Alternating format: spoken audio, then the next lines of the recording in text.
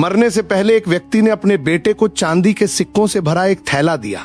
उसने बेटे का हाथ पकड़ा और कहा, बेटा, जब भी ये सिक्के खत्म होने लगे, बस ये 4 शब्दों की विशेष प्रार्थना दोहरा देना, थैला फिर से भर जाएगा। फिर पिता ने बेटे के कान में वो 4 शब्द कहे और सदा के लिए अपनी आंखें बंद कर लीं।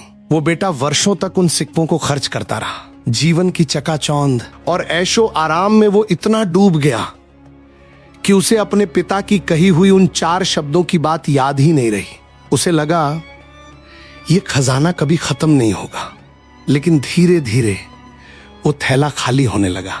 अब बेटे के चेहरे पर चिंता आ गई। उसने बहुत कोशिश की, लेकिन वो 4 शब्द उसके दिमाग से जैसे गायब हो चुके थे। वो परेशान होकर लोगों से पूछने लगा। सबसे पहले वो अपने पड़ोसी के पास गया और बोला, क्या तुम ऐसी कोई 4 शब्दों की प्रार्थना जानते हो? पड़ोसी बोला, हाँ, मैं जानता हूं। ईश्वर मेरी मदद करो।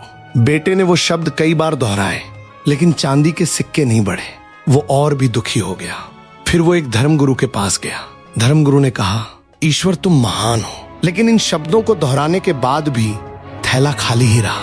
फिर वो एक नेता से मिला। नेता ने मजाक में कहा, जरूर ये होगा, ईश्वर को वोट दो। लेकिन इस बार भी कुछ नहीं बदला। अब वो पूरी तरह निराश हो चुका था। वो अपने घर की दहलीज पर बैठ गया। तभी उसके दरवाजे पर एक भूखा भिखारी आया।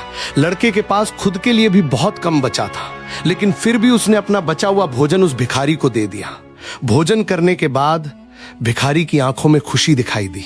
उसने तृप्त होकर बर्तन वापस किए और हाथ जोड़कर बोला, हे ईश्वर, तुम्हारा धन्यवाद। ये सुनते ही लड़का अचानक चौंक गया। उसके चेहरे पर हैरानी थी, क्योंकि यही वो 4 शब्द थे जिन्हें उसके पिता ने उसे बताए थे। उसने तुरंत दोहराना शुरू किया, हे ईश्वर, तुम्हारा धन्यवाद। और देखते ही देखते उसका खाली थैला फिर से चांदी के सिक्कों से भर गया।